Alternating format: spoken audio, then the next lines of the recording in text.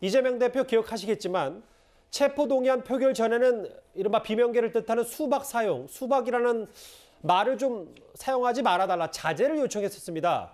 그런데 이번에는 어제 오늘 있었던 이른바 이탈표 색출 움직임에 대해서는 대변인을 통해서 애둘러 자제를 요청했습니다. 어제 수박이라고 문자 보낸 사람이 있어요? 근데 왜 수박 소리 들은 거예요, 도대체? 누군가를 왕따시키려고 끊임없이 노력하면 지가 마지막에 왕따 돼 있다니까요. 이재명 당대표는 이번 일이 당의 혼란과 갈등의 계기가 되어서는 안 된다. 특히 의원들 개인의 표결 결과를 예단해서 명단을 만들어 공격하는 등의 행위는 당의 단합에 도움이 되지 않는다. 당직자들은 이 부분을 유념하고 의원 및 당원들과 소통을 강화하여 해소해 주기 바란다. 이렇게 강조했습니다. 근데 체포동의안 직후에는 좀 이 대표가 전면에 등장하지 않고 네. 그 이른바 개딸들, 강성 지지자들의 목소리를 좀 워워시키는 것도 좀 적극적이지 않은 거 아니냐, 뭐 비판도 뭐 당내에서 있는 것 같은데, 알려지기로는 이렇게 낙선 운동 혹은 뭐 반란군 살생부까지 돌리는 이른바 개딸들이 민주당 당원 게시판에 이낙연 전 대표 영구 제명 청원까지 올렸는데 이게 좀 파장이 만만치가 않은 것 같습니다. 그럼 뭐 잘 아시다시피 사실은 개딸들이라고 하는 사람들이 뭐 한두 사람이 아니잖아요. 굉장히 숫자가 많고 집단으로 움직이고, 그리고 이재명 대표를 정말 강력하게 지지하는 군단이란 말이에요. 일종의 팬덤인데, 이 사람들에 대한 이재명 대표의 그 어떤 통제 뭐 이런 것도 이미 저는 그 범위를 좀 벗어난 것이 아닌가 싶어요. 이제 통제하기 어려운 상황에 들어가는 것 아니냐. 원래 팬덤 현상이 좀 그런 속성이 있습니다. 그렇게 보면 물론 이재명 대표가 진심에서 우러나서 개딸들이 자제를 촉구하는 것인지 아닌지 하는 부분에 관한 해석도 좀 달라질 수가 있고요. 그런 점에서 보면 지금 일부 이제 그 이재명 대표의 강성 지지자들이 이낙연 전 대표에 대한 영구 제명, 이거는 그야말로 저는 일부의 견해라고 보고요. 그렇기 때문에 이런 주장들이 결국 이렇게 툭 불거져 가지고 이낙연 그 계와 이재명 계 사이의 어떤 갈등, 이런 것들이 훨씬 심화시킬 가능성이 높다. 그런 관점에서 본다면 이런 것들을 이재명 대표도 적절하게 관리할 필요가 있는데, 지금 이재명 대표는 아마 그런 데까지 신경 쓸 겨를이 없을 겁니다. 그런 점에서 본다면 그 개딸들을 적정한 정도로 그 통제할 수 있는 이재명 대표의 정치력, 이런 것들도 지금 굉장히 많이 필요한 시점이긴 한데 현실적으로 제대로 못하고 있다, 이렇게 평가할 수 있습니다. 지금 저기 화면에 보면 청원 동의가 정확히 몇 시까지 집계됐는지는 알 수 없는데, 저도 한번 제가 제작진한테 일단 지금 물어볼 텐데 5시 반 기준이라고 하네요. 예, 감사합니다. 청원 동의가 12,924명, 저게 5만 명이 되면은 당 지도부가 어찌됐던 예전에 문재인 정부 때 청와대 국민청원 게시판처럼 5만 명이 되면 뭐 얘기를 좀 해줘야 되더라고요. 영구 제명해야 된다는 얘기까지 나온다. 근데요, 그런데 그 조수진 의원님, 네. 이재명 대표도 분명히 안호영 수석 대변인에게 저런 그 너무 강력한 혹은 당의 분란을 일으킬 만한 지지자들의 목소리를 좀 자제해달라고 얘기를 하긴 했어요. 근데 그것도 대변인을 통해서였고, 이번 과정을 통해 의원들 마음을 알았다, 다시 한번 심기일전하겠다, 이 정도의 그 공식 멘트 이후에는 당원들과의 뭐 소통 혹은 직접적으로 당원들에게 주는 메시지가 없는 것 같아서 뭔가 좀 뒷짐지고 있는 거 아니냐는 비판도 좀 동시에 나오는 것 같습니다. 어떻게 판단하세요? 그러니까 안호영 수석 대변인과 어떻게 보면은 짜고 치는 쇼 아니겠습니까? 오히려 이재명 대표가 당의 어떤 화합을 생각한다면은 그 안민석 의원이나 김남국 의원과 같은 도를 넘은 발언에 대해서는 분명한 경고를 해야죠. 이거는 그냥 방치하겠다는 것과 다르지 않습니다. 그리고 저는 수박 하는데 수박이 무슨 죄가 있습니까? 전 참 더불어민주당 보면 답답해요. 그리고 아무리 줄임말이라고 해도 개딸이 뭡니까? 그리고 미국에 가 있는 이낙연 전 국무총리를 향해서 영구 제명하겠다고 벼르는 것, 이런 게 정치 탄압인 거예요. 승자 쪽에서 패자를 인정하지 않고 내쫓겠다는 거 아닙니까? 이런 게 정치 탄압이에요. 이게 어떻게 민주정당에서 가능한 일들입니까? 지금이라도 이재명 대표는 분명하게 자신의 입으로 호소를 해야 됩니다. 당원들에게 여기에 대해서 자기가 송구하다고도 하고 또 여기에 대해서 도를 넘지 않아야 된다는 말을 분명히 해야 됩니다. 그러니까 조순인 의원의 여러 논평 중에는 결국 이 대표가 비명계 무시 전략 쓰는 거 아니냐라는 얘기도 있는데 어떻게 받아들이세요? 이수근 변호사께서는? 저는 좀 조수진 의원님께서 강성 지지자들의 주장과 민주당의 주장을 좀 구분해 주셨으면 좋겠어요. 예. 국민의힘에서도 강성 지지자들이 누군가를 비난하고 하잖아요. 그것과 국민의힘이 비난하는 건 다른데 강성 지지자들의 주장을 마치 민주당의 지도부가 하는 것처럼 왜곡하는 것들은 좀 잘못됐다고 생각되고요. 예. 당 지도부 입장에서 보면 당연히 어떤 강성 지지자들의 행동에 대해서 말리는 게 좋죠. 그런데 지금 체포 동의안이 아슬아슬하게 부결된 이후에 민주당 지지자들의 감정이 굉장히 안 좋거든요. 그런 상황에서 지금 바로 자제를 요청한다고 해서 그게 개개인의 표현의 자유를 제어할 수 있지는 않기 때문에 어느 정도 순화되는 시간이 필요하다고 보여지고요. 지금 당장 안 하니까 왜 이건 묵인하고 방조하고 오히려 동의하는 거 아니냐 이렇게 보는 것들은 조금 잘못된 판단이라고 생각됩니다. 그러니까 지금 이 대표 스스로가 좀 경황이 없을 수 있기 때문에 그 말씀하시는 겁니까? 네, 좀 시간이 필요하다고 보고요. 예. 강성 지지자들에게도 시간은 좀 필요하다고 보여집니다. 예. 근데 제가 어떤 국민의힘 소속이어서가 아니라요. 저 정도 무슨 살생부 찍어 돌리고 사진 공개하고 이런 거는 표현의 자유가 아니라 축구장 훌리건 난동이나 다를 바가 없다고 생각해요. 저는 저런 것이야말로 민주주의의 적이라고 저는 생각합니다. 일단 각기 다른 의견 좀 말씀하셨어요. 그게 강성 지지자들이 다 오롯이 민주당의 의견이라고 볼 수 없다는 이수근 변호사 얘기와 하지만 너무 폭력적이다는 얘기를 조 의원께서 해주셨는데 예. 그럼에도 이 대표가 왜 이렇게 전면에 등장하지 않은 이유에 대해서 비명계에서는 우리를 좀 무시하는 건가 라는 생각 그런 보도도 좀 나왔습니다. 수면 위로 분출된 지금 친명, 비명 갈등을 쭉 살펴봤지만요. 아시는 것처럼 이들의 갈등은 사실 어제 오늘 일은 아닙니다. 이재명 대표가 대선 패배 직후에 개항을 보궐선거에 출마할 때부터 이미 감지가 됐었습니다.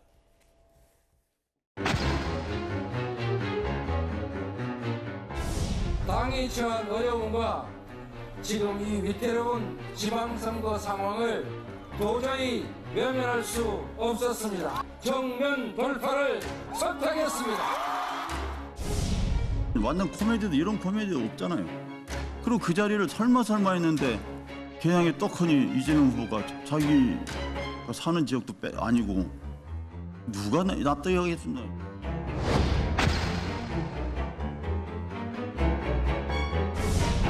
대통령 선거를 졌잖아요. 네네. 지지했던 숱하게 많은 사람들이 뉴스도 못 보고 말하자면 이게 널브러져 있는데 혼자 산 거죠. 정신 차리고 주식 거래를 한다면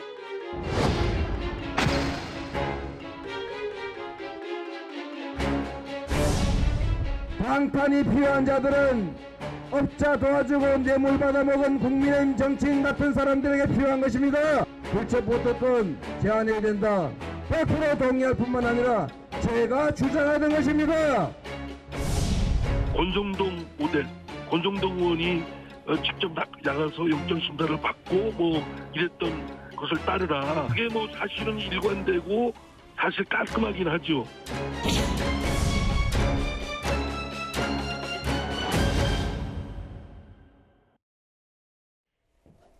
저희가 거의 1년 가까이 있었던 친명 비명 갈등 화면 분기점들을 모아봤어요. 첫 번째가 개항을 출마, 보궐선거 이재명 대표 출마 명분없지 않냐. 당시 비명계 저렇게 얘기했었고 바로 또 당대표에 출마하기도 했으니까 그것도 좀 문제였다. 혹은 대선 직후에 바로 주식 투자한 걸 아니 비명 친명이든 다 힘 모아서 본인 당선을 위해서 뛰었는데 어떻게 주식 살 생각을 했냐라는 얘기도 아까 전재수 의원이 했었고 또 불체포 특권 포기를 뒤집은 부분도 화면으로 좀 봤는데 체포안이 다음에 또 오면 이탈표는 100표가 넘어설 것이다. 비명계에서는 이제 꽤 이젠 숨지 않겠다 이런 분위기 퇴진론에 대해서 좀 더 목소리를 싣는 것 같습니다. 옛날에 이제 그 대선의 패장들요. 옛날의 행보를 보면 DJ나 YS나 유해창 총재나 대부분 이게 유학을 간다든지 또는 이제 자숙하면서 반성을 한다든지 이런 데 태도인데 저는 이재명 대표는 이런 모습은 처음 봅니다. 대선 패배하자마자 주식 투자를 하고 그리고 이제 전혀 연고 없는 개항에 방탄 출마를 하고 그리고 이제 당대표에 또 반성 없이 방탄 출마를 하고 그리고 이제 그 당헌을 고치고 이런 식으로 방탄에 방탄을 여러분에게 거듭하는 이런 모습을 제가 처음 봤고요. 저는 이번 기회에 확실하게 사퇴해야 된다고 보는 게 본인이 고친 당헌 있잖아요. 당헌에도 이게 제 두 가지만 말씀드리면 이게 만약에 재판으로 가면 이 당헌은 무효입니다. 우리가 당헌도 이게 법이에요. 법이라는 것은 가장 중요한 게 명확성입니다. 이 말은 이게 일반인이 보도 이게 어떤 의미인지를 구체적으로 이해할 수 있을 정도로 명확해야 돼요. 근데 뭐 정치 탄압일 때는 예외다. 이게 무슨 당헌입니까? 예를 들어 행실이 불량하면 처벌한다. 이게 법입니까? 행실이 불량한지 아닌지 어떻게 알아요? 예. 그럼 이게 정치 탄압인지 아닌지 어떻게 알아요? 이렇게 불명확한 거는 저는 무효고. 자, 100번 양보해서 이게 당헌이 유효하다 하더라도 한동훈 장관이 설명했잖아요. 이게 민주당 대표 이재명의 범죄가 아니고 알겠습니다. 성남시장일 때 토착 비리 아니냐. 이걸 왜 정치 탄압이라고 합니까? 그러니까 비명계 입장에서는 왜 개인 비리 혐의 의혹을 당으로 끌고 왔냐. 이게 핵심인 거지 뭐 조직화됐거나 뭐 이런 얘기. 그러니까 공천을 노리고 이렇게 한 게 아니다. 뭐 이런 말씀이십니까? 그렇습니다. 따라서 저는 이게 당헌 80조는 일단 이게 명확성의 원칙에 반해서 무효고 그게 인정되더라도 저는 정치 탄압이 아니다. 따라서 이게 그 기소와 동시에 대표직에 물러나야 된다. 당헌 따라 이렇게 보는 거죠. 서정욱 변호사께서 당헌 얘기를 지금 언급해 주셨기 때문에 실제로 지금 앞으로 첫 번째로 마주치게 될 그러니까 친명, 비명, 이재명 대표와 가까운 사람들과 그렇지 않은 사람들이 여기서 충돌할 가능성이 큽니다. 민주당 당헌에 따르면 들으신 것처럼 부정부패로 기소가 되면 당직자 직무가 정지됩니다. 그런데 정치 탄압일 경우는 좀 예외로 해놨는데요. 바로 이 부분입니다. 불체포 아니죠. 그러니까 체포동의안 표결 전에 지금은 이 검찰의 정치 탄압이기 때문에 당헌 80조는 해당되지 않는다. 근데 지금 표결 결과가 저렇게 이재명 대표에게 상처뿐인 부결로 나왔기 때문에 네. 비명계에서도 이 당헌 지켜라라고 목소리 커질 수밖에 없는 거 아니겠어요? 아니, 그러니까 비명계는 사실은 저 당헌 80조 3항뿐만 아니고 80조 1항에 봐도 예. 사실은 사무총장이 저거를 문제를 제기할 수 있어요. 그렇게 돼 있지 않습니까? 윤리심판원에 문제 제기할 수 있도록 돼 있거든요. 그러니까 꼭 사망이 없더라도 저는 80조 1항만 가지고서도 사무총장이 어떻게 하느냐에 따라서 그 기소된 당직자의 직무를 정지할 수 있다고 봅니다. 그런데 문제는 80조 1항에도 정지한다가 아니고요. 정지할 수 있다로 되어 있습니다. 할 수 있다로 되어 있기 때문에 잘 아시다시피 이재명 대표가 임명한 사람이 지금 민주당 사무총장입니다. 예. 자, 조정식 사무총장이 본인을 임명한 이재명 대표의 직무를 정지할 수 있을까요? 할 수 없다고 보는 게 상식이죠. 그렇게 본다면 꼭 사망을 들먹이지 않더라도 저는 1항만 놓고서도 예. 어차피 이재명 대표가 검찰이 기소를 하더라도 예. 그 문제 때문에 당직이 정지될 가능성 저는 없다고 봅니다. 그리고 당원이라는 것은 늘 아시지만 당대표가 영향력을 100% 끼칠 수 있어요. 입김이 들어갈 수밖에 그러면 없다. 예. 그럴 수밖에 없기 때문에 저 당원은 아마 그 이재명 대표가 본인이 기소됐을 때 저 당원 때문에 굉장히 불리한 입장에 처한다? 그럼 다시 바꿀 거예요. 그래서 정당은요. 그 당대표가 할 수 있는 영역이 워낙 권한이 크기 때문에 예. 저는 당원 80조 논란은 물론 비명계에서 굉장히 많이 요구를 하겠죠. 그러니까 왜냐하면 당원이 있긴 있으니까. 예. 아니 요구한다고 해서 이재명 대표가 받아들일 가능성 없다고 보고 또 안 받아들여도 아마 크게 문제될 소지는 없다 이렇게 봅니다. 예. 네, 더불어민주당 당헌 80조 3항이 고쳐질 때, 수정될 때 이때도 굉장히 이재명을 위한 셀프 구제다 이런 논란이 컸거든요. 그런데 지금 더불어민주당 측 주장도 참 말이 안 돼요. 자, 대장동 부패 게이트 등 이런 이재명 대표를 둘러싼 모든 의혹, 검찰 수사는 이재명 대표가 성남시장 때 경기지사 때 예. 일이에요. 개인 비리예요. 더불어민주당 대표하고는 아무런 관련 없는 개인 비리입니다. 그리고 검찰 수사는 문재인 정부 때 시작이 됐죠. 이건 그렇다면은 야당 탄압이나 정치 탄압으로 보기도 대단히 어렵습니다. 그러니까 이 셀프 구제를 위해서 개정될 때도 논란이 있었지만 개정된 80조 3항을 적용해서 피해가기도 대단히 어렵다. 저는 그렇게 봅니다. 그 당원이 있고 물론 정치 탄압의 예외 조항이 있다고 하지만 결국은 체포동의안 전국이 이렇게 이 대표에게 꽤 불리하게 돌아가는 국면이라면 첫 번째 비명과 친명의 충돌 지점이 될 수도 있고요. 어떻게 좀 판단하십니까?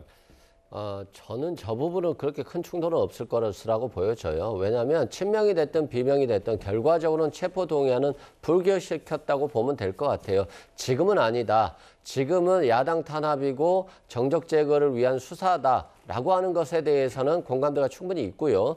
그런 측면에서 지금 이재명 대표에 대한 수사가 어떤 사건을 수사하다가 이재명 대표가 나오는 것이 아니라 이재명 대표의 인허가 모든 서류를 수사하고 있고, 반면에 곽상도 씨에 대한 50억 수사는 제대로 안 돼서 무죄가 나온 거 아니겠습니까?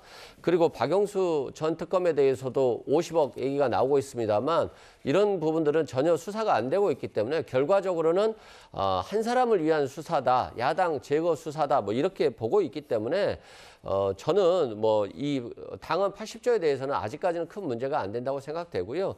또한 지금 이제 야당 걱정을 너무 많이 해주셔서 정말 감사하긴 한데, 무역 적자가 12개월째 연속되고, 알겠습니다. 예. 예. 대통령하고 야당 대표가 10개월 만에 딱 2번 만났어요. 예. 행사장에서 2번 만났기 때문에 저는 정부도 야당을 좀 인정해 주는, 또 여당도 야당을 좀 인정하는 그런 문화가 함께 따라가야 되지 않을까 싶습니다. 그 얘기는 이어지는 다음 주제에서 충분히 준비가 돼 있으니까 그때 제가 또 한번 발언 기회를 드릴게요. 근데 다만 아까 곽상도 전 의원 사례를 거론하셨는데, 곽 전 의원 50억 혹은 뭐 아들 퇴직금 명목, 이거는 검찰이 항소했기 때문에 수사가 또 진행될 테고요. 더 충분히 그 얘기는 제가 한번 바로 잡도록 하겠습니다.